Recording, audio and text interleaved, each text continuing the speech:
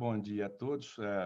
Eu dou por aberta esta sessão que vai tratar do tema desmaterialização e materialização dos títulos de crédito e vai ser proferida pelo nosso amigo e colaborador, professor Jean Carlos Fernandes, com a participação do professor desembargador Zé Mauro Catapreta Leal, convidado especial nosso, meu querido amigo e companheiro de turma, desembargador Zé Américo Martins da Costa, e o professor Moacir Lobato, que é o nosso maestro hoje.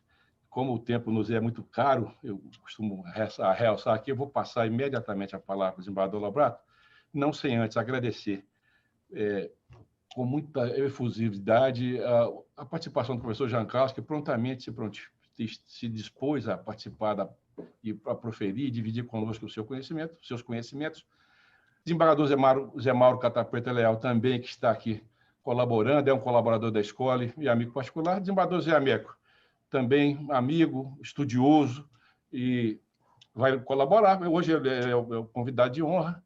E com a palavra o desembargador Moacir Lobato, colaborador da Escola Judicial e superintende aqui a área comercial e é coordenador também, e amigo nosso particular, a quem também deixo meus agradecimentos. Com a palavra, professor Lobato. Muito obrigado, desembargador Tiago Pinto. Bom dia a todos. Bom dia aos nossos ilustres convidados que trarão, com certeza, um tema de muito interesse para todos nós. Minha cordial saudação ao desembargador Zé Américo, como disse o desembargador Tiago Pinto, o convidado de honra dessa sessão, a quem indago se deseja fazer alguma consideração inicial para que eu possa, desembargador Zé Américo, logo a seguir, apresentar os dois palestrantes apenas por uma formalidade, já que são tão conhecidos, e dar início. O senhor gostaria de fazer alguma manifestação, desembargador Zé Américo? Não, simplesmente, meu prezado amigo desembargador Lobato, agradecer o convite emanado da Escola Judicial, cumprimentar o ilustre palestrante, professor Jean Carlos Fernandes, professor de Direito Empresarial da PUC Minas, cumprimentar também o nosso presidente e superintendente da EGEP, desembargador Tiago Pinto, desembargador Zé Mauro Catapreta, pela oportunidade de dividir esta mesa com todos esses palestrantes. Um bom dia a todos. Retornando, então, a palavra, desembargador. Muito obrigado, desembargador Zé Américo. Eu, sem mais delongas, dizendo que esta é uma das etapas do ciclo de aulas magnas e que hoje tem o tema já declinado pelo desembargador Tiago Pinto. Eu tenho a honra e o prazer de fazer uma breve menção ao currículo de ambos. São professores conhecidos, experientes, um grande advogado e um grande magistrado que irão abrilhantar esta manhã de quarta-feira, 7 de outubro. O professor Jean Carlos Fernandes, ele é vice-presidente do Instituto dos Advogados de Minas Gerais, é um advogado conhecido e reconhecido em Minas, é professor adjunto de Direito Empresarial na PUC Minas e tem uma trajetória acadêmica absolutamente louvável. É mestre pela UFMG, é doutor pela PUC Minas e pós-doutor pela Universidade de Coimbra. Portanto, é uma honra e uma satisfação muito grande, caríssimo professor Jean Carlos, tê-lo nesta manhã conosco. Ao lado do professor Jean Carlos estará um outro nome também de absoluto realce na matéria, nosso querido e respeitado colega e amigo, desembargador Zé Mauro Catapreta, que também é de todos conhecido, é desembargador do Tribunal de Justiça, é professor na Faculdade de Direito Milton Campos, da disciplina que hoje será objeto do encontro, já foi professor na Faculdade de Direito da Universidade Federal de Minas Gerais, é mestre em Direito pela Faculdade Milton Campos, enfim, reúne aí tantos predicados profissionais e acadêmicos que fazem dele o nome e a expressão que é. Faço apenas o registro que, durante muito tempo, o eminente desembargador foi procurador do Estado de Minas Gerais e tive a honra de ser seu colega já naquela oportunidade e agora no tribunal. Então, sem mais considerações e delongas, aproveitando e saudando e agradecendo a presença dos ilustres magistrados, dos assessores, assistentes, servidores e estagiários que acompanham essa aula, essa exposição, dizer, antes de franquear a palavra ao professor Jean Carlos, que a nossa exposição terá, professor, 40 minutos de duração, certo? E nem a nossa amizade vai impedir-me de admoestá-lo caso haja necessidade em relação ao tempo. Eu conheço a experiência de Vossa Excelência, sei que é um homem tarimbado nessa questão, mas tudo isso para que possamos cumprir dentro do horário imaginado e dar a oportunidade à participação do eminente desembargador mediador, Zé Mauro Catapreta, e as eventuais participações também daqueles que estejam nos acompanhando, em especial do desembargador Zé Américo, que voltará com suas considerações ao final da exposição. Portanto, mestre Tiago Pinto, dentro da nossa lógica e sistemática de rapidez, eu já passo, sem delonga, e mais uma vez agradecendo a ambos, a palavra ao eminente professor Jean Carlos Fernandes para a sua exposição. Agradeço ao desembargador Moacir Lobato, um bom dia a todos. Inicialmente, eu gostaria de agradecer também o gentil convite que foi feito, e é uma honra participar desse debate. Cumprimento o desembargador Tiago Pinto, que tem conduzido aí essas lives, essa inovação, vamos dizer assim, né, que com certeza tem trazido ótimos frutos, né, de alcance para os temas que são levados a debate pela Escola da Magistratura, sem dúvida nenhuma. Cumprimentar o desembargador José Américo e também o desembargador José Mauro, né, foi meu colega na disciplina de Direito Empresarial na Faculdade de Direito Milton Campos, e dizer realmente que é uma honra poder participar desse evento da EGF e principalmente tratar de um tema que é objeto de muitas pesquisas, né, de muitas considerações acadêmicas, vamos dizer assim, e de uma relevância prática imensurável, vamos dizer, porque os títulos de crédito têm um alcance de concretizar situações de fato, né, que levam a uma decisão, num caso concreto, de uma forma mais certa e segura, né, instrumentalizar essas questões envolvendo operações de crédito. Mas eu peço, inclusive, permissão a todos, que eu vou compartilhar um PowerPoint aqui. Eu preparei um material para a gente, como é uma matéria muito técnica, dogmática também, eu vou compartilhar alguns slides para a gente entender como que nós nos encontramos na atualidade no que diz respeito aos títulos de crédito. Mas, antes disso, eu queria fazer uma breve introdução, porque nós temos no direito empresarial o que eu costumo dizer que são instrumentos de mobilização e circulação da riqueza no direito empresarial.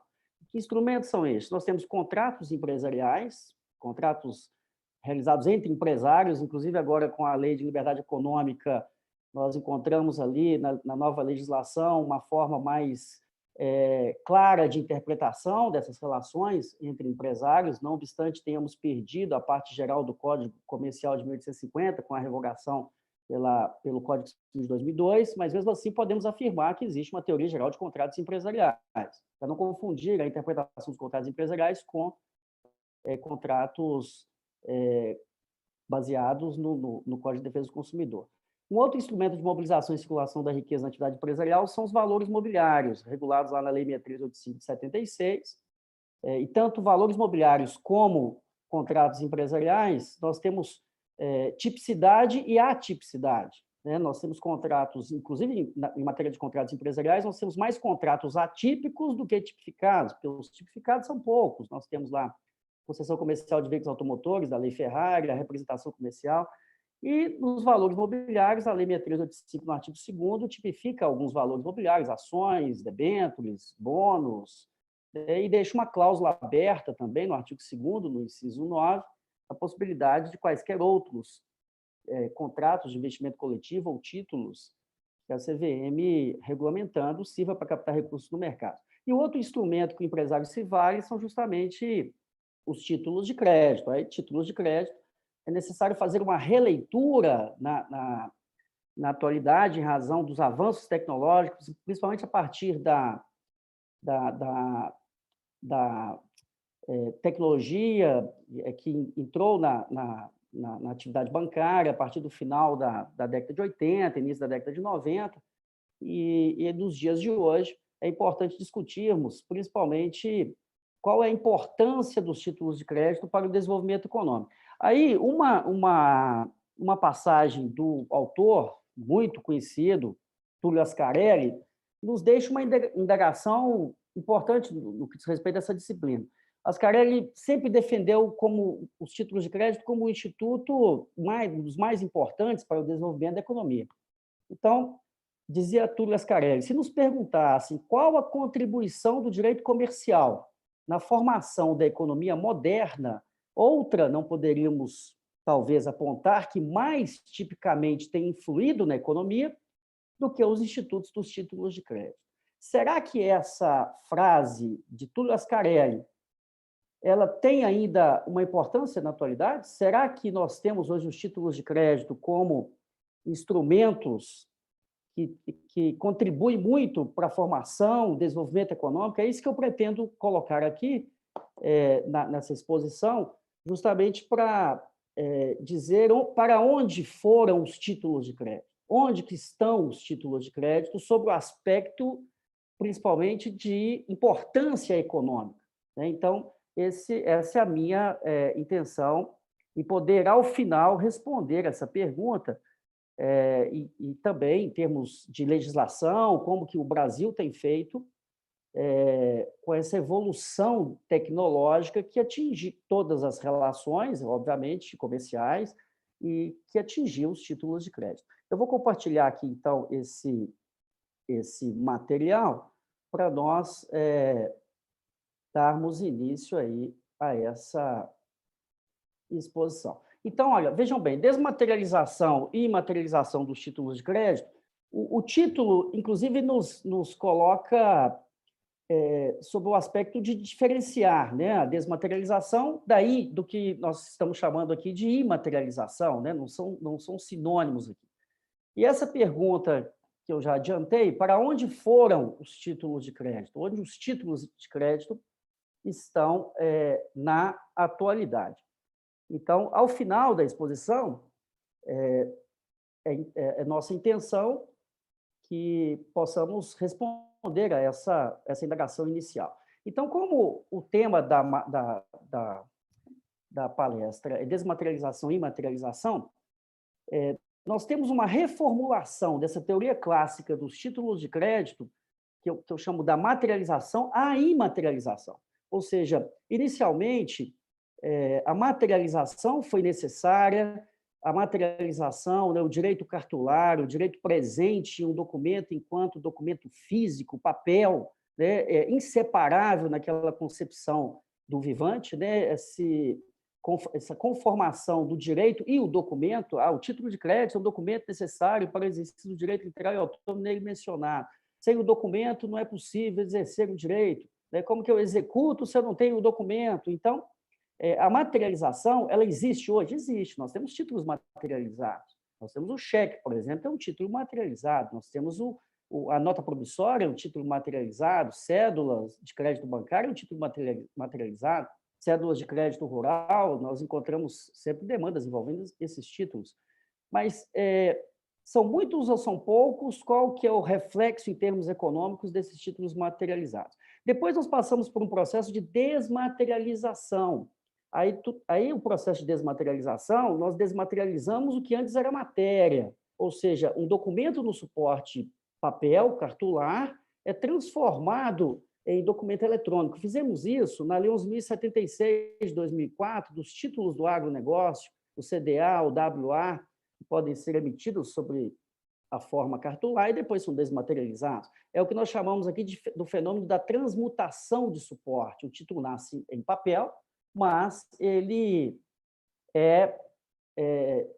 a circulação se dá de forma eletrônica, ou seja, nós temos uma desmaterialização da circulação e mediante registro de um terceiro de confiança que eu falarei aqui na frente. E a imaterialização, que é o estágio que nós nos encontramos, não precisa de papel, o título já é criado a partir do suporte eletrônico, já é emitido, já tem o saque escritural, é o que tem acontecido das legislações mais modernas, inclusive em 2020 agora, com a lei do agro, nós tivemos uma desmaterialização de títulos tradicionais, títulos antigos. Então, nós passamos hoje da materialização à imaterialização. Não precisamos mais de desmaterialização. Títulos que foram possíveis, foi possível desmaterializar, eles foram desmaterializados. Mas desmaterializados para quê? Com qual finalidade? É justamente isso que nós temos que compreender. Título, aí, em razão desse ponto, é importante também verificarmos, eu tenho defendido, tenho falado muito, que a própria designação da disciplina, títulos de crédito, ela tem deixado um pouco a desejar. Seria melhor títulos-valores, né, em razão, e mais para frente será mais fácil compreender isso. Porque títulos de crédito próprio do direito italiano, do direito francês, títulos-valores da Alemanha, da Espanha, da Argentina, porque o título de crédito hoje, com suas novas funções, principalmente os títulos eletrônicos, eles se aproximam mais dos valores mobiliários do que simplesmente representação de uma operação de crédito. Então, eu entendo que a designação mesmo de títulos de crédito, por uma questão mais de tradição do nosso direito, né, com base no direito italiano, ela ainda se mantém, porém, a questão de títulos-valores é muito mais abrangente, nós veremos por quê mais à frente. E duas questões que são muito importantes em direito, em títulos de crédito, nós estamos diante de um microsistema. Eu gosto muito de focar sobre esse aspecto. Nós temos um microsistema lá da recuperação de empresas, da falência, com suas regras, seus princípios próprios, mas nós temos também um microsistema dos títulos de crédito, que tem seus princípios, e princípio tem conteúdo normativo e suas regras próprias. E todo esse microsistema dos títulos de crédito, ele é criado para atender a duas palavrinhas: certeza e segurança. Certeza da existência do direito, representado no título, e segurança na sua satisfação. Então, o bem jurídico protegido no direito cambiário é o título, porque o título possibilita a mobilização e a circulação da riqueza. E o título tem que ter a certeza conferida como, né, eu sou da corrente que os títulos atendem ao princípio da tipicidade, ou seja, ao contrário de contratos empresariais que podem ser típicos ou atípicos, valores mobiliários típicos ou atípicos, títulos de crédito são tipificados. Então, essa certeza, ela decorre justamente da observância de requisitos formais das legislações que criam os títulos. E segurança na hora da satisfação, porque nós temos um processo de execução, nós temos os princípios que circundam todo o microsistema e o guarnece, e faz com que o credor confie naquele documento para na hora da satisfação do seu direito. E aqui é um ponto muito importante, como já dizia Fran Martins, nós temos o rigor cambiário. Esse formalismo dos títulos de crédito pode parecer que é atrasado, que é um formalismo que, nos dias atuais, né, em razão da dinâmica, da celeridade das relações comerciais, não deveria existir. Mas formalismo não é sinônimo de complexidade. Então, o formalismo dos títulos de crédito é justamente para atender a celeridade, a certeza da existência do direito e a segurança na satisfação. Então, todo o formalismo, tudo que nós temos na disciplina dos direitos dos títulos de crédito, do direito cambiário, desse microsistema, visa conferir essa certeza e essa segurança. E, em razão disso, é que nós temos a criação dos títulos de crédito, e eu costumo separar, para poder responder aquela pergunta lá do início, numa classificação, segundo a finalidade dos títulos de crédito nos dias atuais. Então, para entender se o título de crédito está realmente representando uma evolução na economia, como já defendia Túlio Ascarelli, se essa afirmação dele é uma afirmação contemporânea, pode ser aplicada nos dias de hoje, e se o título atende certeza e segurança também, lá no processo de execução, principalmente, nós temos que entender a finalidade. Então, títulos de crédito, segunda finalidade, aí nós separamos, nós temos títulos de crédito que servem para pagamento e desconto, os tradicionais, letra de câmbio, pouco utilizada, mas é um título muito importante, é um título mais completo e também o mais complexo, mas a partir dele nós compreendemos os outros. A nota promissória, ambos regulados aí na Lei Uniforme de Genebra, no decreto 761 o decreto 761 é lá da falência, na LUG, né, o 57663 de 66, né, a lei de cheque, né, a Lei 7.357 de 85, e a duplicata, lá na Lei 5.474 de 68. Então, títulos tradicionais que servem, por exemplo, a duplicata para operações de desconto bancário, no desconto simples, né, na cobrança simples ou no desconto mesmo, com o núcleo, né, do endosso mandato ou do endosso próprio. Então, são títulos que com essa finalidade. Agora, será que hoje nós estamos usando tanto cheque para pagamento? Os títulos estão aí. Cheque é cartular. Cheque desmaterializa? Não precisa. O cheque tem uma função específica, né? A nota promissória representa uma dívida, é um título perfeito para ir para uma ação de execução. Serve como pagamento, mas nós sabemos que com a evolução de cartão de crédito, esses títulos foram perdendo a sua utilização. Títulos que representam direitos reais sobre mercadorias, conhecimento de depósito, warrant, inclusive muitos deles materializados hoje, lá na Lei 11.076 de 2004, né, a lei dos títulos do agronegócio.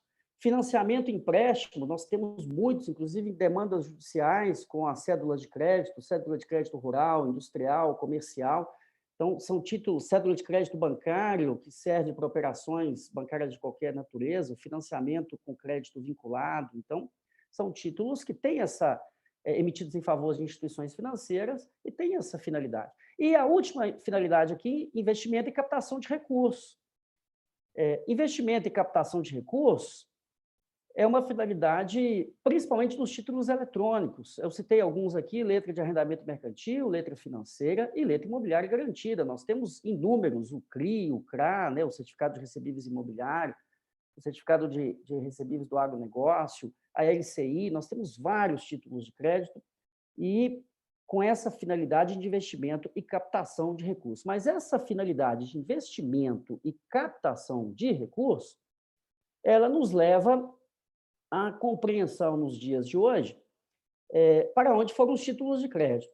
Porque, como meio de pagamento, na finalidade de meio de pagamento, os títulos surgiram lá na Idade Média, evoluíram até a década de 80, década de 90, ainda utilizávamos muito cheque como meio de pagamento, nós não tínhamos cartão de crédito, nós não tínhamos no meio eletrônico, né? Mas hoje, nos dias atuais, com tanta evolução tecnológica dos meios de pagamento, será que esses títulos de crédito, nessa função de meio de pagamento, eles atendem à evolução a tecnológica, as novas formas, né, a rapidez, a dinâmica necessária às transações e a própria segurança, né, representação de uma obrigação, de uma dívida certa, líquida, exigível, sem dúvida nenhuma, para o processo de execução lá no Código de Processo Civil. Então, mas como no dia a dia, como meio de pagamento, outros meios surgiram: cartão de crédito, aproximação pelo celular, pulseira, né,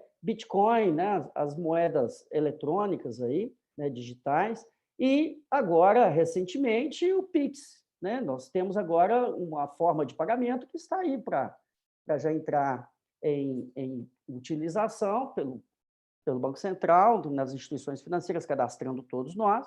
Então, vai ser transações mais rápidas por meio do nosso celular, com chaves, né? Que todo mundo está vivenciando isso aí nesse momento.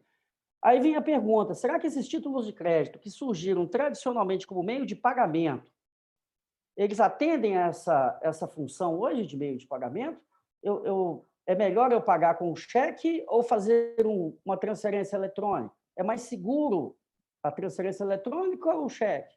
Obviamente que é a transferência eletrônica. Então, essa finalidade como meio de pagamento ainda existe, é possível, mas cada vez menos utilizado. Aí leva a uma conclusão que não é verídica, de que os títulos de crédito estariam desaparecendo em razão da evolução tecnológica. Muito pelo contrário, os títulos de crédito já se aperfeiçoaram a evolução tecnológica, já migraram sobre o aspecto de importância econômica e permanecem títulos tradicionais, regulados na Lei Uniforme de Genebra, que é a nossa lei, vamos falar assim, a norma geral aplicável subsidiariamente aos demais títulos de crédito que surgem por leis específicas, além do próprio Código Civil, que funciona como regras gerais, né, de pouca utilidade, nós sabemos disso, mas em razão da especificidade, né? O próprio artigo 903 do Código Civil ressalva toda a legislação especial,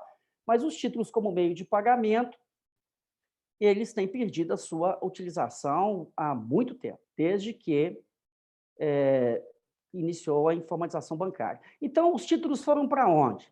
Porque, para a representação de direitos reais sobre mercadorias, nós temos, principalmente títulos do agronegócio, financiamento e empréstimo, os bancos utilizam as cédulas. Agora, para captação de recursos e investimento, é o que eu costumo dizer a respeito da funcionalização dos títulos de crédito nos dias atuais como valores mobiliários. Então, o título de crédito passa a ter a função de valor mobiliário.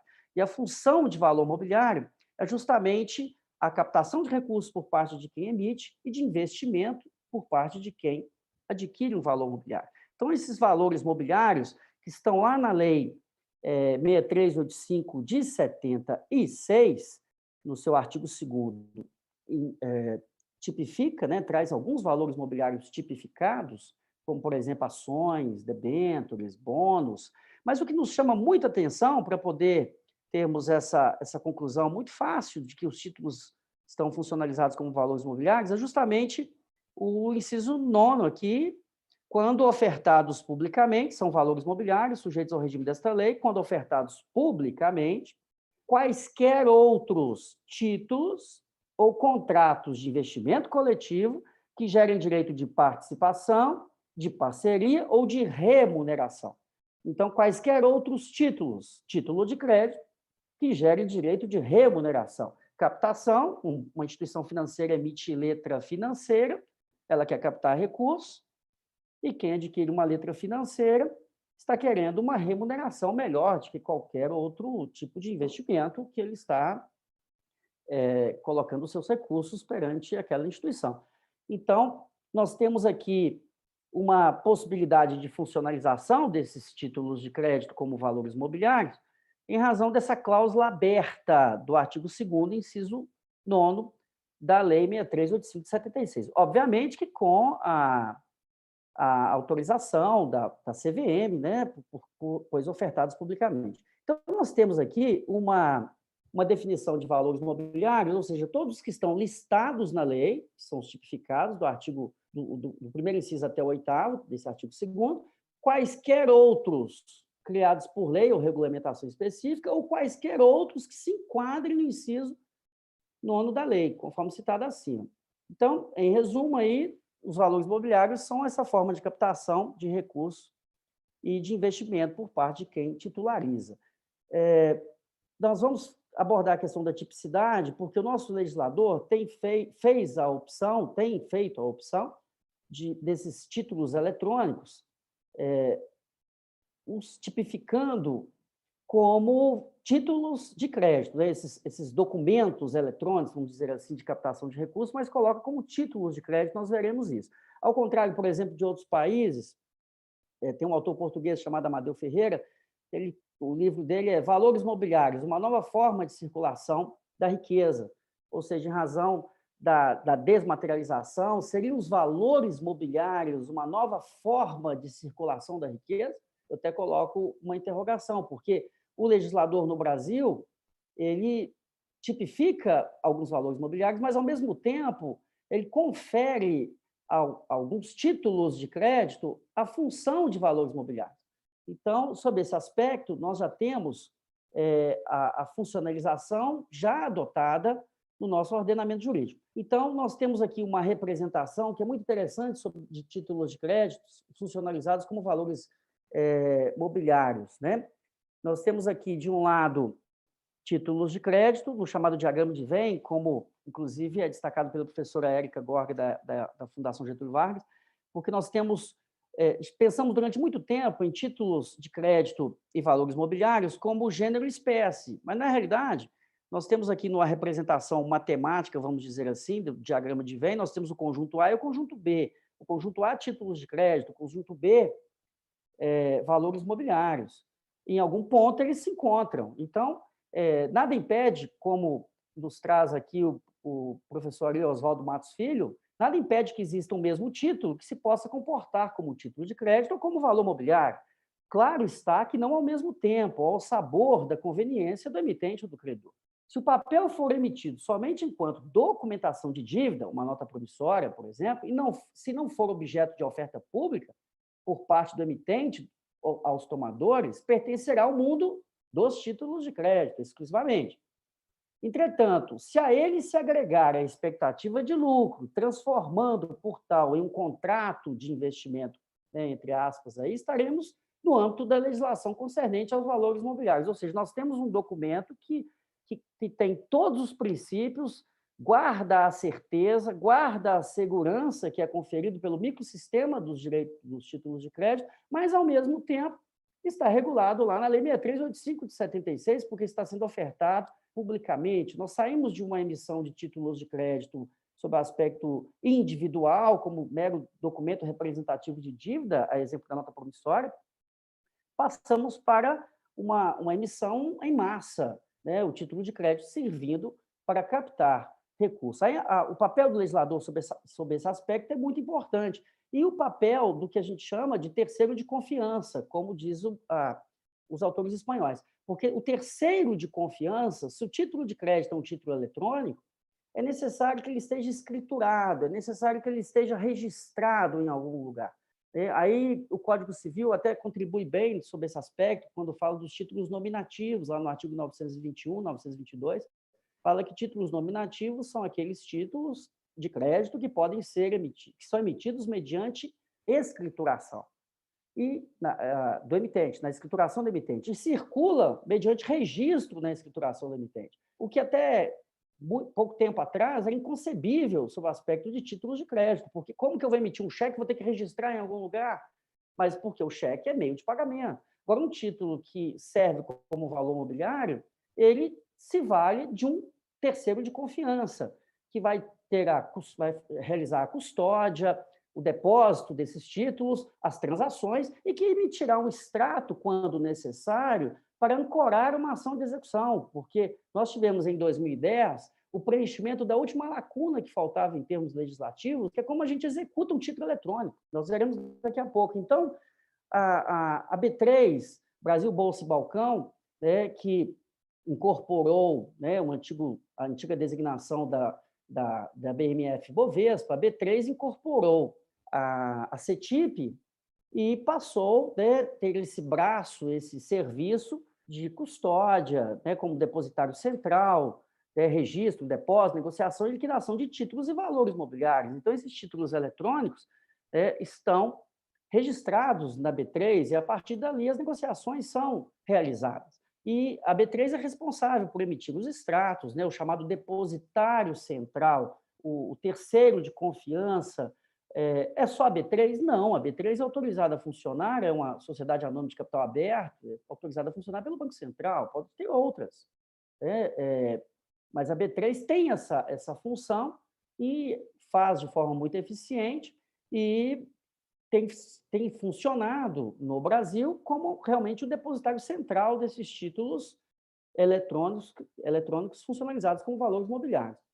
Aí nós tivemos, em termos de evolução legislativa, algumas passagens muito interessantes. Então, vejam só, a Lei Uniforme de Genebra, né, a LUG, o Decreto 57.663, de 1966, a Lei Uniforme de Genebra regula a letra de câmbio e nota promissória. É uma legislação com a redação muito truncada, mesmo porque é uma tradução que os portugueses fizeram do francês e nós adotamos no Brasil na década de 60 sem revisão de texto. A lei de cheque é uma lei melhor em termos de redação, que reproduz muitos dispositivos que estão na LUG, a Lei 7357 de 85, e sempre que se cria um novo título, coloca-se como regras, né, para suprir lacunas nessa legislação específica, a Lei Uniforme de Genebra, a nossa chamada lei cambial ou legislação cambial. A legislação cambial hoje, nós podemos trazer como sendo a Lei Uniforme de Genebra, nossa lei geral, vamos dizer assim, aplicável subsidiariamente aos demais títulos de crédito e outras legislações criadas por leis específicas, e o próprio Código Civil. Mas, como eu já disse, o Código Civil pouco contribuiu em matéria de títulos de crédito, porque o próprio Código Civil foi interpretações divergentes na jurisprudência, em razão de dispositivos que contrariam a lei especial e não se aplicam.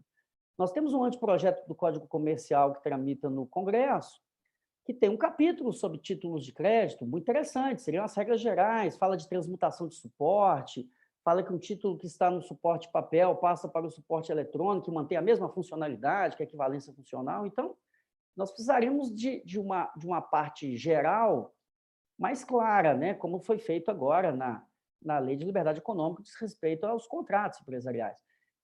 Mas será também que é necessária uma mudança legislativa ou nós podemos atender, né, as demandas, as questões que são levadas a exame, principalmente do judiciário, através do que nós possuímos, né? Então, dos princípios também. Em 2008, surgiu a LAN, a Lei de Arrendamento Mercantil. Quando a LAN surgiu, o título emitido por sociedade de arrendamento mercantil, falou que a LAN não se considera valor mobiliário, ou seja, o legislador fez questão de colocar no artigo 2º da Lei 11.882 de 2008, que não poderia usar a LAN para captar recursos no mercado, como valor mobiliário, ou seja, porque se não excluísse, ela entraria naquela cláusula geral do artigo 2º, inciso 9, era só ter autorização da CVM para ofertar publicamente. Então, vejam que é necessário, muitas vezes, retirado da legislação para que não se aplique a cláusula aberta lá da Lei 6.385 de 76. Só que a LAN, quando surgiu, e é emitida sob a forma escritural, ou seja, um título imaterializado, jamais papel,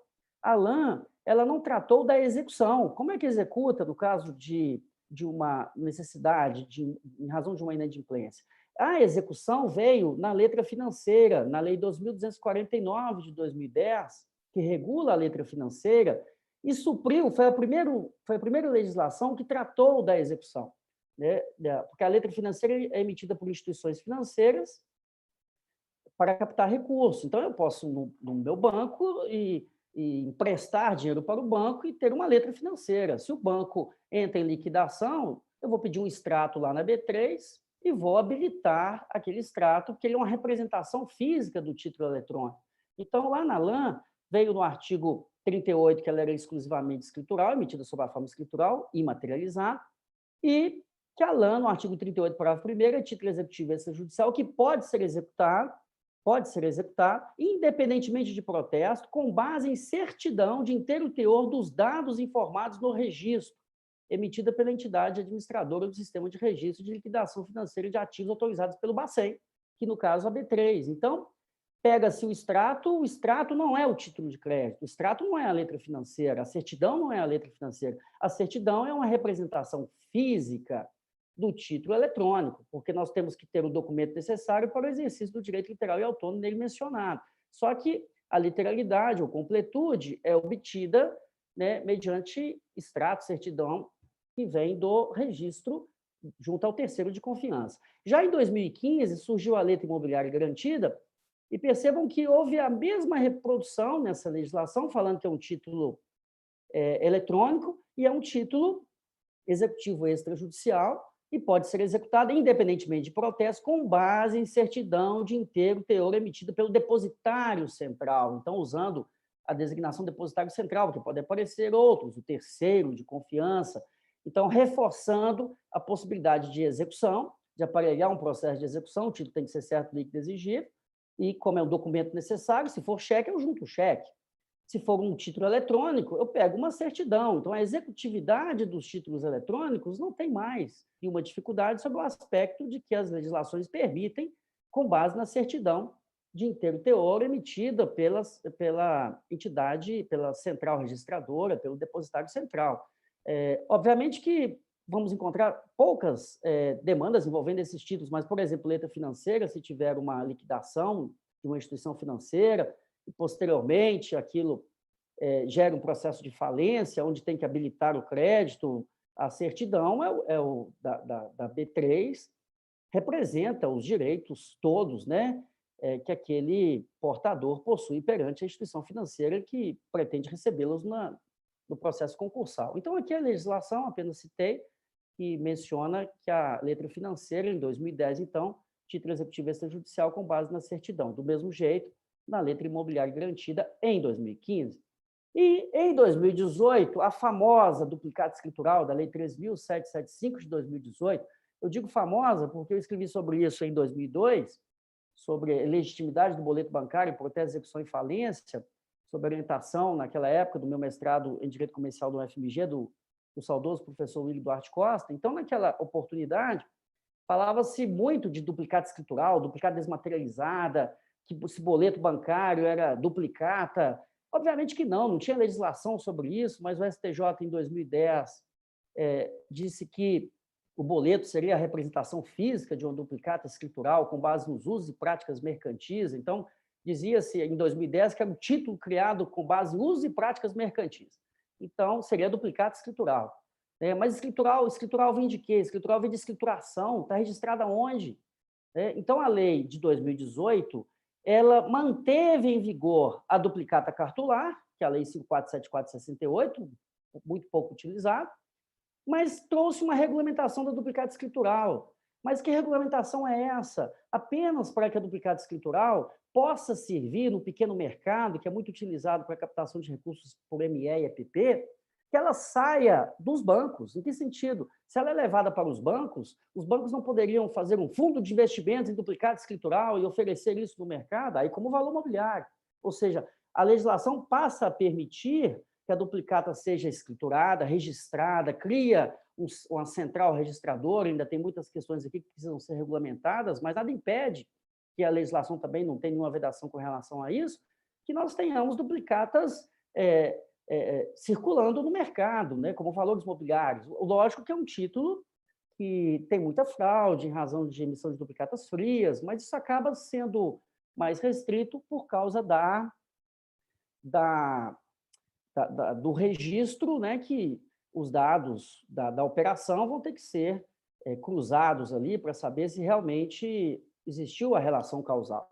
Então, a duplicata escritural, como falávamos lá em 2002, que era necessária uma lei para regular isso, e a lei veio em 2018. Então, era necessário, e passou a ser mais necessário, porque pretende-se utilizar essa duplicata escritural também como valor mobiliário, mas ele precisa de ter uma legislação específica, mantendo também a sua execução, dizendo aqui no artigo 7º que ela será emitida sob a forma escritural, e o extrato de que trata o artigo 6º, que extrato é esse? O extrato do registro eletrônico, pode ser na B3, ou qualquer outro sistema de eletrônicos autorizados a escriturar isso aqui pelo Banco Central, serão títulos executivos extrajudiciais. Não é o extrato que é título executivo extrajudicial, na realidade, é a duplicata que é título executivo extrajudicial, como qualquer título de crédito. O extrato é uma representação física, e nem física, porque com o processo eletrônico, entra no sistema, pega o PDF lá do extrato, tem a forma de reconhecer que é legítima e junta no processo eletrônico. Nós estamos falando nem de papel que é digitalizado para o PJE, na realidade é tudo eletrônico.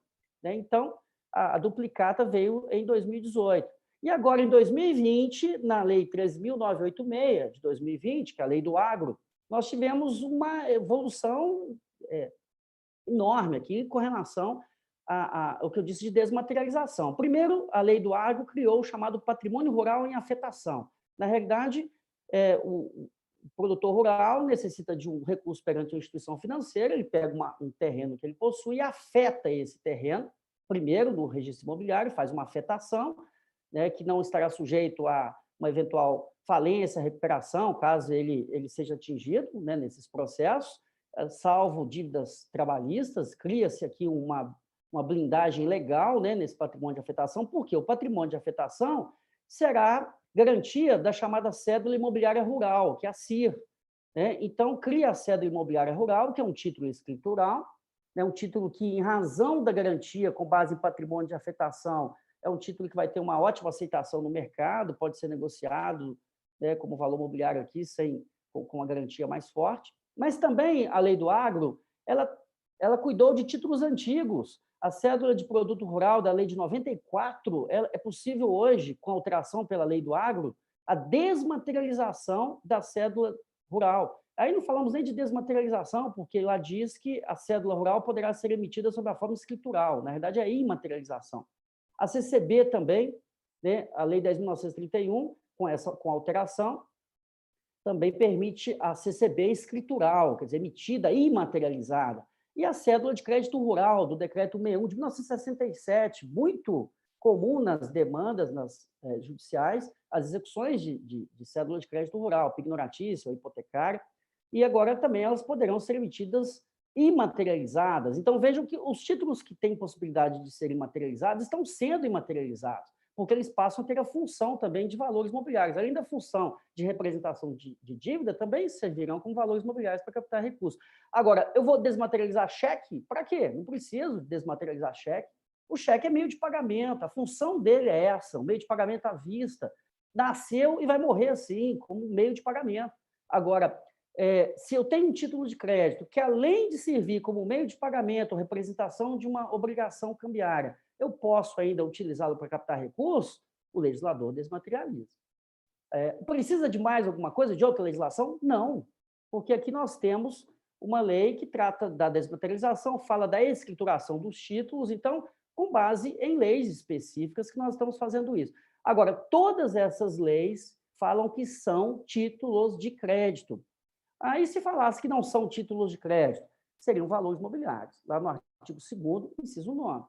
Aí nós teríamos a aplicação da cláusula geral. Mas por que o nosso legislador quis colocar como títulos de crédito? É evidente, porque o microsistema dos títulos de crédito tem princípios, o direito é autônomo, e nós temos ali um regramento que dá certeza e segurança. Eu uso o que é bom dos títulos de crédito, aliado ao que é bom dos valores mobiliários, e dou para o empresário um instrumento que ele possa captar recursos. Mas será que ele está fazendo isso? Então, para onde foram esses títulos de crédito? Nós perguntamos lá atrás. Saíram do meio de pagamento tradicional, regulado na famosa Lei Uniforme de Genebra, que está aí, uma legislação muito importante, e foram para onde? Saíram do meio de pagamento e migraram para investimento e captação de recursos. Aí eu trouxe aqui alguns números, o estoque de títulos eletrônicos na B3, antiga CETIP, de 11 de agosto de 2020, quase R$1 trilhão, 976 bilhões de reais. Nós temos aqui cédula de crédito imobiliário, título de crédito, certificado de direitos creditórios do agronegócio, cédula de crédito exportação, cédula de crédito bancário, certificado de cédula de crédito bancário, certificado de recebíveis do agronegócio, certificado de recebíveis imobiliários. Aí nós podemos responder também a pergunta para onde foram e, ao mesmo tempo, atualizar a afirmação de Túlio Ascarelli, que os títulos de crédito são importantíssimos para o desenvolvimento econômico, para a circulação de riquezas. Letra de arrendamento mercantil, letra de crédito imobiliário, letra de câmbio, mas a letra de câmbio financeira, desmaterializada, não tem nenhum impedimento para isso, letra de crédito do agronegócio, letra hipotecária, letra financeira, a letra imobiliária garantida, a nota de crédito à exportação, notas promissórias, daqui a pouco aparece duplicado escritural, aparece cédula de crédito rural, ou seja, nós temos hoje mais de 900 bilhões de reais circulando na economia com títulos de crédito. Agora, quanto que nós temos circulando na economia com cheque? Quanto que nós temos com duplicata? Quanto que nós temos com nota promissória?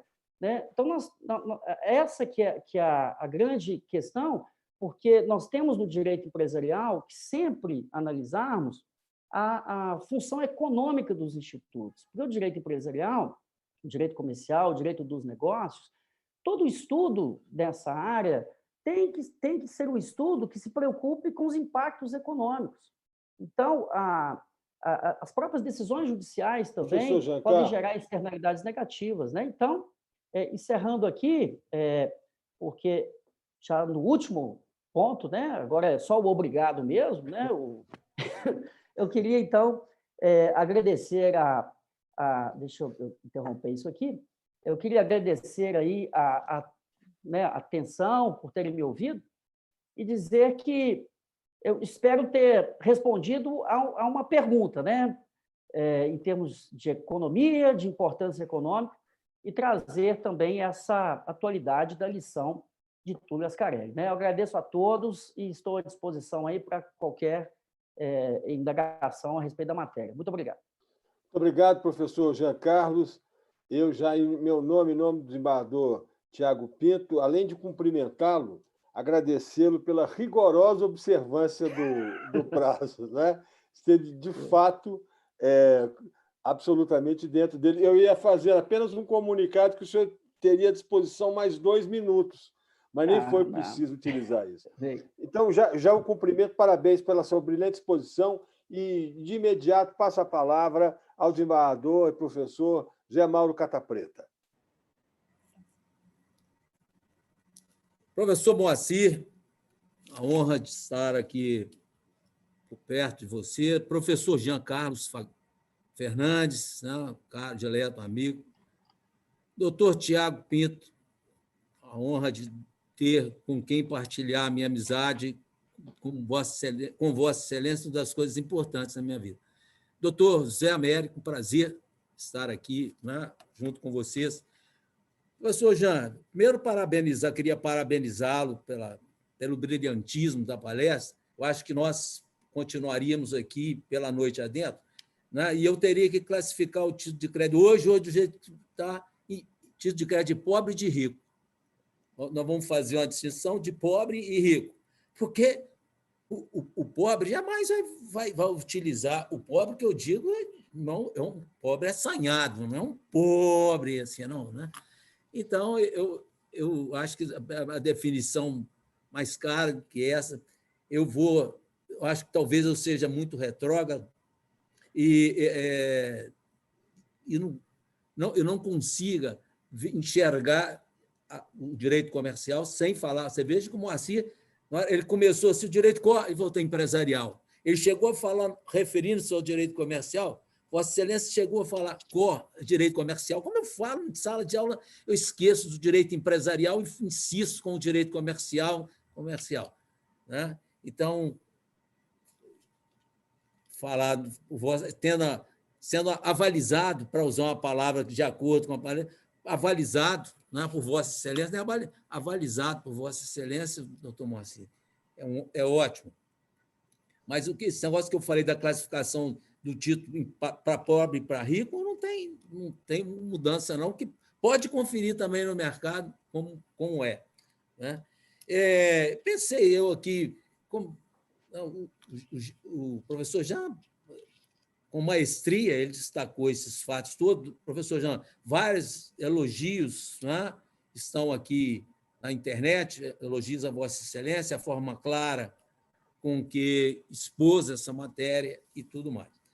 Bom, a minha finalidade primeira aqui, doutor Moacir, rapidamente, eu tenho quantos? 10 minutos, 5 minutos? Doutor Moacir, você podia informar quanto tempo? Só para ver qual história que eu conto. Professor Zé Mauro, eu acho que dispõe do tempo que for razoável. Vamos pensar em 10, 15 minutos, porque depois o desembargador Zé Américo também faria uma observação. Então, se nós temos aí 20 minutos remanescentes, 15, 20 minutos, vamos mais ou menos dividi-lo nesse sentido, pode ser? Pode ser. Né? Então, prometo que 10 minutos, porque o Jean prometeu e cumpriu, vou ter que cumprir. Então, vamos lá. Eu queria, então, dedicar esse tempo. Eu teria, sim, duas perguntas a serem feitas aí ao professor Jean e tudo mais, né? Mas eu compareci e fiquei honrado com o convite para participar desse debate, né? Mas eu tinha em mente, eu tinha um problema. Eu queria 2 minutos, 5 minutos, para falar sobre a evolução do direito brasileiro, um pouquinho fugindo jamais, em razão de uma homenagem que eu gostaria de prestar nesse instante, a uma pessoa que sempre mereceu, que é oriunda desse tribunal e nunca recebeu uma homenagem conforme deveria, né? Professor de direito, que é o professor Zé Antônio Saraiva. Nós temos uma lei que é Lei Saraiva. De onde que é o professor Zé Antônio? De Minas Gerais. Foi o Tribunal de Justiça de Minas Gerais, então, o Tribunal da Relação, né, que criou um dos seus integrantes, repito, professor Antônio Saraiva, Zé Antônio Saraiva, como quiser, ele que foi o mentor da introdução no Brasil do Decreto 2044, de 31 de dezembro de 1908, que é a Lei Cambial Brasileira. Lei de cunho adiantadíssimo para a época, lei que perdura até hoje, parcialmente em vigor na parte que não foi revogada pelas leis uniformes, ou pela lei uniforme, já que estamos falando de cambial, e eu ficava sempre esperando assim, se o professor chamar duplicata de cambial é porque ele não sabe nada, porque cambial, de fato, é a letra de câmbio e a nota promissória, títulos que tiveram origem no contrato de câmbio na Idade Média. Você chama duplicata de cambial? Aliás, um destaque especial para a duplicata, né? Título nascido no Brasil e copiado, a legislação, né, de duplicatas, em alguns países da América do Sul. Né? Adotaram também, tirando cópia da lei brasileira, decreto número 44. Mas olha só, a evolução da lei brasileira. Primeiro, nós tínhamos o Código Comercial de 1850, né? que tratava das letras de câmbio, das letras da terra. Tinha uma novidade, essa vai desaparecer, mas letras de câmbio, letras da terra e notas promissórias. Uma legislação atrasadíssima nesse Código nosso de 1850. À época, 1850, já havia legislações muito mais modernas do que a de Portugal, o próprio direito francês já tinha mudado, parte, enfim. Mas veio o decreto, veio o Código Comercial de 1850. Antes de termos um Código Civil, já tínhamos um Código Comercial, né? O Código Civil só veio em 1916 e aí lá foi. Depois do atraso na nossa legislação, nós tivemos, então, em 31 de dezembro de 1908, uma lei promulgada, Lei 2040, na verdade é lei, está decreto, mas é o Congresso Nacional. Do jeito que está, né? Decreto 2044, de 31 de dezembro de 1908. Isso depois, claro, tem que ser depois do Código Comercial vigente. Esse decreto revogou a parte do Código Comercial que cuidava, então, de letra de câmbio, letras da terra e notas promissórias. Bom, quando veio esse decreto, quem foi? Nós muito atrasados no Brasil quanto à legislação, né? Não tínhamos as leis uniformes de Genebra ainda, então, tudo bem. Veio a pedido do governo brasileiro o professor José Antônio Saraiva, dessa casa, né? Professor na Universidade Livre de Direito, hoje UFMG, professor da UFMG, né? Ele então, a pedido do governo brasileiro, ele elaborou um projeto de lei que redundou, né? Afonso Pena, lá no crivo desse decreto, mas que criou a Lei Cambial Brasileira, Decreto 2044, de 31 de dezembro de 1908. Nesse momento, nós evoluímos como nunca, porque o que fez o professor Antônio Saraiva? Ele, como um adepto do direito alemão, ele, um estudioso do direito alemão, do direito cambial, sobretudo alemão, ele fez essa maravilha de lei, de decreto 2044, né, onde ele abordou todos os... Até hoje, tudo lá está de forma clara e vigente. Meu medo até que, com essa quantitativo de leis aumentando muito, né, como é que nós vamos dar conta disso? É uma lei toda hora. Nós temos que... Aí que vem meu aspecto, João. Eu acho que nós temos que reescrever, sim, o direito cambial, não digo nem o direito comercial, que tem código novo tramitando no Congresso, vai para lá, vem para cá, como é comum no Brasil, a pipocar e tudo mais. Os juízes, agora eu tenho a honra de me incluir nessa classe, né? Mas os juízes têm também que ter coragem de aplicar o direito, porque se não tiver coragem, se o Código Civil, por exemplo, se o Código Civil tratou de títulos de crédito, claro, foi claro, o Código Civil no artigo 903. O que é que diz o artigo 903 do Código Civil? Diz, claro, né, que os dispositivos deste Código Civil só se aplicam aos títulos de crédito à falta de lei especial. Ora, nós temos lei especial quase para tudo em matéria de título de crédito. Para quê? Para quê? Para desperdiçar a caneta, a tinta da caneta, uma coisa que não tem... Para que colocar títulos de crédito aí no Código Civil? Para espalhar mais a legislação. Agora eu tenho que ficar assim.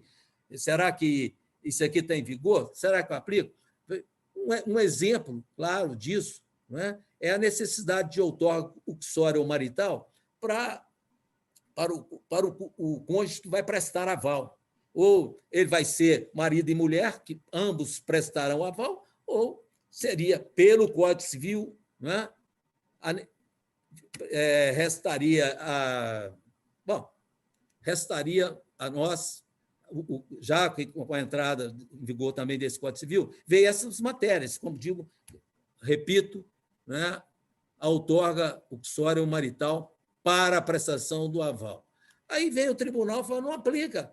Ele não aplica porque, se não, na casa de fiança, vem o tribunal. Mas está claro, no artigo 1647, inciso 3, fiança já era assim no passado. Por que não aplicar? O juiz colocar a caneta quando tiver dizer que esse aval é nulo, vai ser anulado por isso, e por aquilo. Ele não fala. Aí vem o Tribunal do Rio e fala, não, esse dispositivo sobre aval de pessoa casada, salvo no regime de absoluta, né? Só no regime de separação absoluta, essas queixas.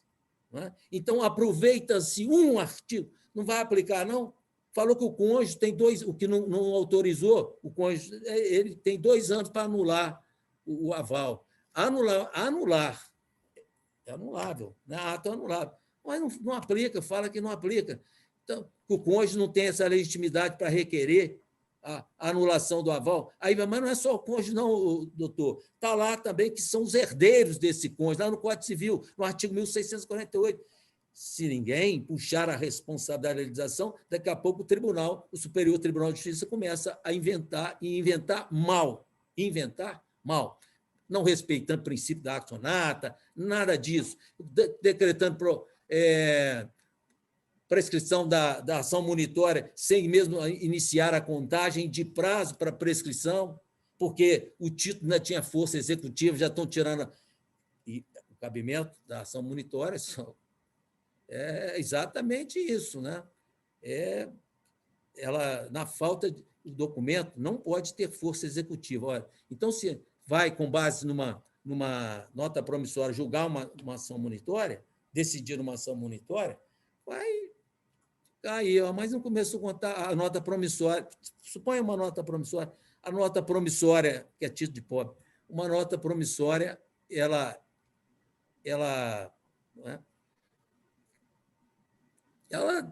não terminou a prescrição da execução, 3 anos a contar do vencimento, não passou ainda, ele já começa a contar antes. Então, isso traz até um desânimo para aqueles que tentam acompanhar isso e quando chega numa área nossa que nos fere. Né? Achei que Vossa Excelência também ia falar um pouco para nós do conhecimento de depósito do warrant. O único título que não se aplica, detalhe, o que eu queria dizer também agora contra aquilo a respeito do que foi discutido aqui, né?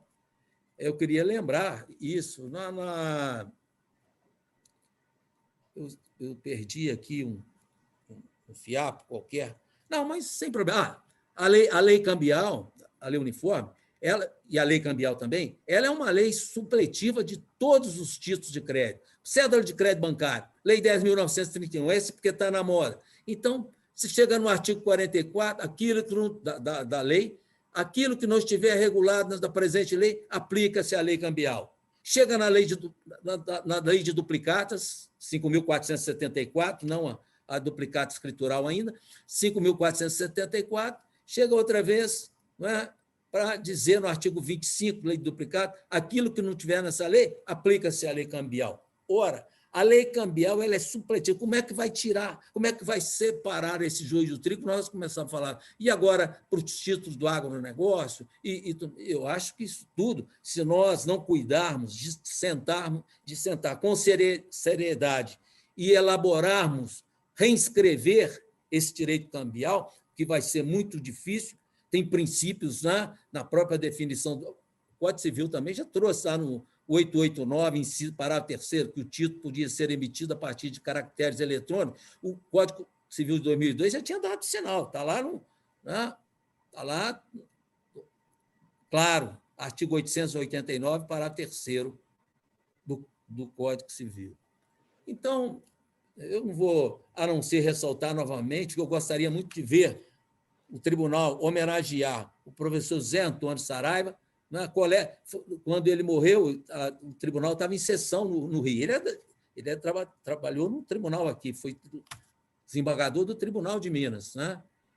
Gostaria muito de ver que ele elaborou uma lei que está vigente até hoje e que era o que mais tinha de adiantado em matéria de legislação cambial foi na época, foi essa lei dele, né? Depois, claro, o Brasil, em 1930, assinou e 31, assinou 2 leis uniformes de Genebra, uma sobre letra de câmbio e nota promissória e outra sobre o cheque. Pergunta ao judiciário se eles aplicam as leis uniformes ou aplicaram quantas vezes.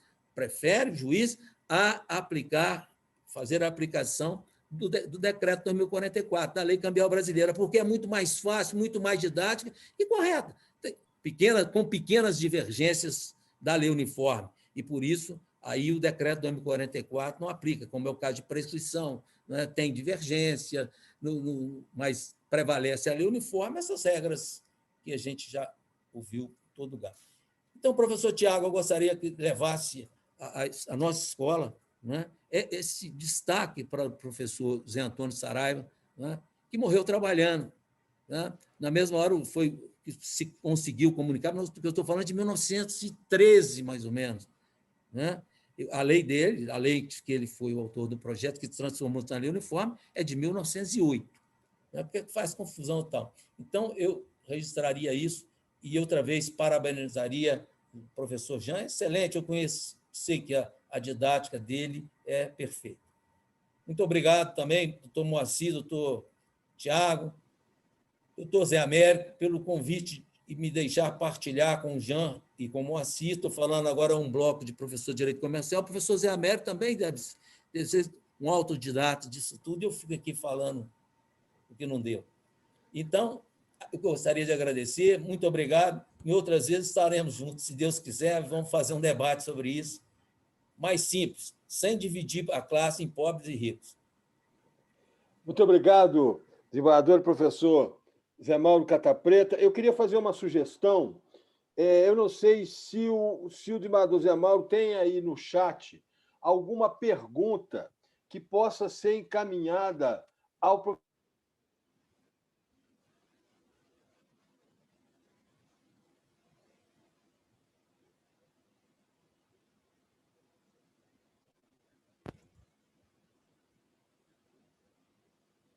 Vou pedir a Viviane para ler, doutor Jean, a pergunta.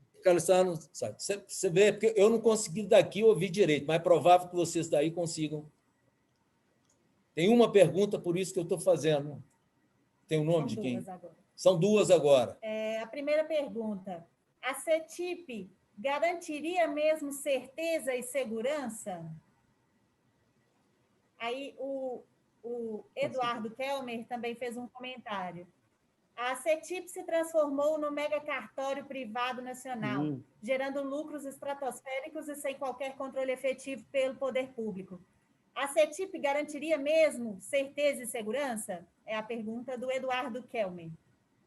Muito bem falado. Na sequência, Luiz Augusto Oliveira fez o apontamento e a pergunta. Conflito dos tribunais e a legislação outorga uxória marital? Este conflito na legitimidade não é aplicável? Pode. Ok, pode responder? Pode responder? Inicialmente, agradecer aí a... Está ouvindo? Está ok aí? Está ouvindo, tá bom. Aqui, para mim, está bom. Né? Então, tá bom. Então, inicialmente, agradecer, professor Zé Mauro, as suas colocações. Realmente, nós temos aí uma legislação que está muito fragmentada, sem dúvida nenhuma, e que o nosso decreto 2044-1908 tem uma redação muito melhor do que a lei uniforme de Genebra, né? Então, é necessário uma sistematização melhor dessas regras. Com relação às perguntas, agradecer também os participantes e que formularam as perguntas. Uma delas aqui, inclusive, eu falaria, e falaria também da sua colocação de título de rico e título de pobre, mas eu não quis me aventurar sobre esse aspecto e sabia que você ia falar isso, então eu deixei passar, porque é como se fosse varejo e atacado, tá? Mas na realidade é essa, porque eu costumo dizer que nota promissória virou negócio entre vizinhos, né? Negócios menores. Então, infelizmente, é sobre esse aspecto. E outra questão que eu ia colocar é justamente, um aluno uma vez me indagou, falou o seguinte: professor, na verdade, CETIP, hoje é B3, né? É como se fosse um grande cartório. E é realmente isso, né? Mas é um cartório, entre aspas, que é uma sociedade anônima de capital aberto, né? Que tem ações negociadas no mercado, mas tem controle do Banco Central, né? Quer dizer, está autorizada a funcionar pelo Banco Central. Então, essa certeza, a segurança, vamos dizer assim, porque o que a CETIP oferece, na realidade, e complementa, é o princípio da literalidade ou da completude, porque se o título é papel, nós examinamos no título quais são os direitos que ele confere, né? No caso do cheque, por exemplo. O que a CETIP, não CETIP, a B3 hoje, que incorporou a CETIP, faz é emitir um extrato, emitir uma certidão do que está registrado, e essa certidão e esse extrato trazem as transações, as garantias, ou seja, os direitos que o título representa e que estão registrados no sistema da CETIP. Então, na realidade, não é a preocupação aqui não é sobre o aspecto de que a segurança não existiria, né? Porque a certeza da existência do direito decorre do preenchimento dos requisitos legais que estão nas leis específicas. Segurança na satisfação desse direito é na hora que eu tenho um título de crédito em mãos, eu sei que aquele direito é certo, líquido, exigível, vou buscar a tutela judicial e preciso representar esse direito por meio de um documento. E o documento é o documento que sai da escrituração da CETIP. Mas a CETIP ela tem a autorização para funcionar regulada dentro do mercado financeiro, né, pelo Banco Central. Então, eu não vejo problema com relação a isso, porque nós queremos a demonstração de quais são os direitos, atender ao princípio da literalidade ou da completude. Com relação à questão do aval, muito bem colocada, eu sempre tive um posicionamento com relação ao aval, mas dentro do que nós chamamos de microsistema dos títulos de crédito. Eu escrevi sobre isso, orientei trabalho sobre isso, porque quando o Código Civil entrou em vigor, o capítulo do Código Civil sobre títulos de crédito, do 887 até o 926, alguma coisa, e nada é a mesma coisa, né? Ou seja, aquilo ali só serviu para atrapalhar algo que não, e realmente totalmente desnecessário. Então, eu digo que o Código Civil, a gente faz referência a ele, porque ele está aí, mas se ele não estivesse também, nós não sentiríamos falta daquele capítulo em momento algum. A parte de aval veio lá no Direito das Famílias, no 1647, né, no inciso 3º, como bem destacado pelo desembargador Cata Preta.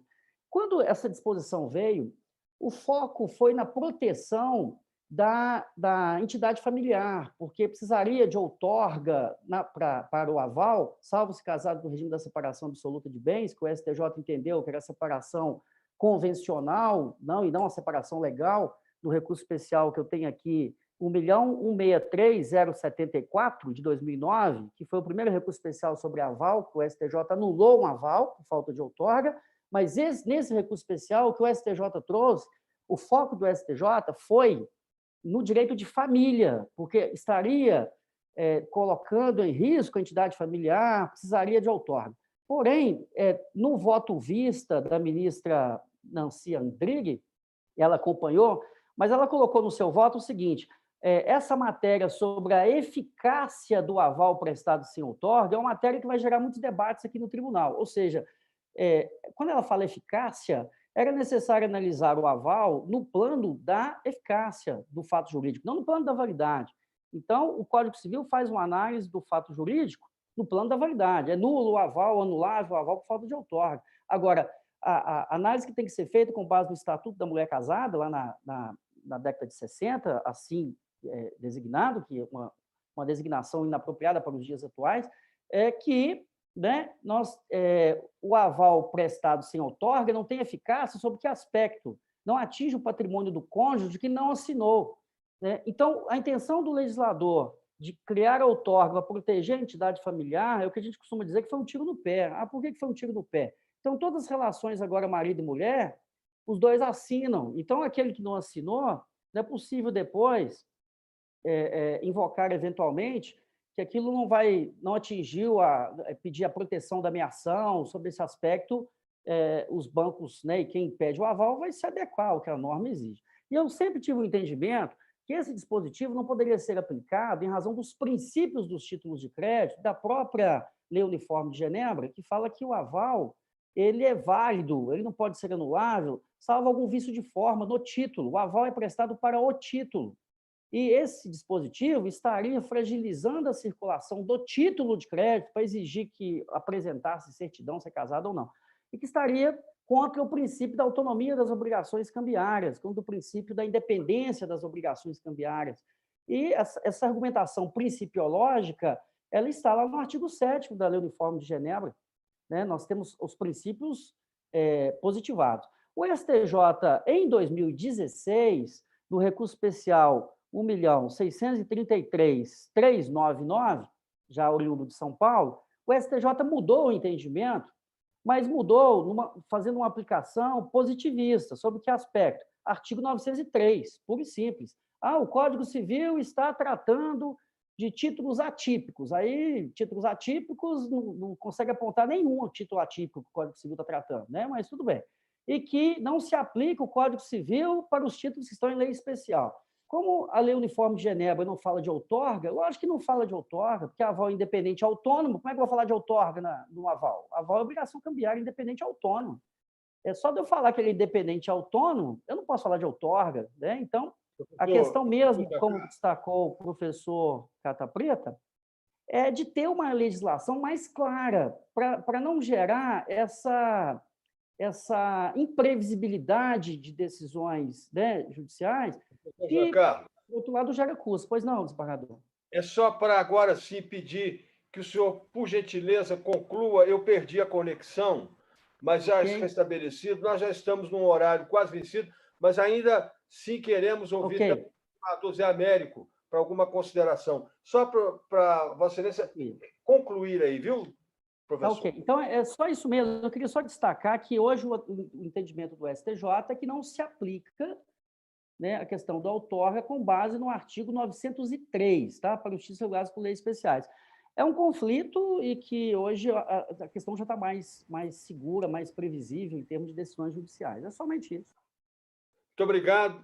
Desembargador Zé Américo, por gentileza, nós vamos fechar com chave de ouro, considerando nossa participação aí para as considerações finais. Eu vou fazer, então, uma breve consideração para finalizar o nosso evento, agradecendo o professor Jean Carlos Fernandes, agradecendo o desembargador Moacir Lobato, diretor do Centro de Estudos Ronaldo Cunha Campos, agradecendo o desembargador Zé Mauro Cata Preta, mediador, e especial agradecimento ao desembargador Tiago Pinto, superintendente da EGEF. Bom, tecendo considerações sobre o evento, nós sabemos que o fenômeno da desmaterialização dos títulos de crédito é uma consequência da informatização, e o judiciário deve se adequar para atender os anseios de uma sociedade que cada vez mais busca ter seu direito tutelado com celeridade e eficiência. Da mesma forma, também se apresenta benéfica para o mercado globalizado, promovendo o desenvolvimento das relações comerciais, fomentando o crédito das instituições financeiras e nas relações entre particulares. Ao inserir a possibilidade dessa emissão de título de crédito por meio eletrônico, o legislador corretamente buscou adequar o direito às necessidades reais do comércio, pois a cártula não mais se adequa a uma realidade na qual o direito em si já existia. Se, por um lado, o legislador abriu espaço no Código para a desmaterialização do título de crédito, por outro lado, perdeu uma grande oportunidade de centralizar a matéria em um único diploma, deixando o cargo de legislações especiais correspondentes a cada título à sua formatação. E se os problemas surgidos do suporte escritural ainda existem ou não, como é desenvolvido pelo nosso professor, é possível atribuir validade jurídica aos títulos desmaterializados, utilizando-se de outras fontes do direito, como o uso, costume, analogia, integração, como a própria doutrina. Assim, caro desembargador Moacir Lobato, encerro a minha manifestação, parabenizando mais uma vez a Escola Judicial Edésio Fernandes pelo evento, colocando-me à disposição para qualquer outros eventos futuros. Uma boa tarde a todos, muito obrigado. Muito obrigado, desembargador Zé Américo. Com certeza, esse assunto, como foi lembrado pelos nossos expositores, e por Vossa Excelência agora também, ele dá ensejo e desdobra em outras considerações, né? é humanamente impossível conter no espaço de 1h10, 1h15, toda a densidade e complexidade do tema. De modo que, com essa limitação, óbvia, que tem que ser assim mesmo, é que nós vamos, não vou dizer propriamente encerrar, mas, quem sabe, suspender, desembargador Zé Américo, essa atividade para que retomemos mais tarde, aprofundando essa discussão e, enfim, e considerando outros aspectos que sejam relevantes no tema. Eu, em nome da escola, e aqui em especial em nome do desembargador Tiago Pinto, eu quero agradecer muito ao professor Jean Carlos Fernandes, que fez uma belíssima exposição, como era de se esperar, e foi lembrado pelo desembargador Zé Mauro Cata Preta nessa manhã. Dizer ao desembargador Zé Mauro Cata Preta que sua lembrança do nosso precursor, Zé Antônio Saraiva, o desembargador Zé Antônio Saraiva, de fato, é uma ideia a ser levada adiante no sentido da homenagem do Tribunal de Minas a um grande magistrado e que é, quem sabe, o grande nome dessa matéria entre nós e que fica, até pela questão da modéstia e da mineiridade, ficou um pouco relegada a segundo plano. Lembrando que Minas tem uma grande escola de comercialistas. Carlos Fulgêncio da Cunha Peixoto, por exemplo, que teve assento no Supremo Tribunal Federal, né? João Eunápio Borges, que não foi magistrado, enfim, quem sabe não é hora de retomarmos, né, desembargador Zé Américo, essa condição de destaque que Minas Gerais sempre teve nesse sentido. Assim é que, não abusando mais do tempo disponível, eu quero, pedindo licença a todos, em especial ao desembargador Tiago Pinto, para encerrar essa sessão, agradecer a presença de todos e cumprimentá-los pela excelência do trabalho realizado nessa manhã. Muito obrigado e ainda dizer bom dia a todos. Até uma próxima.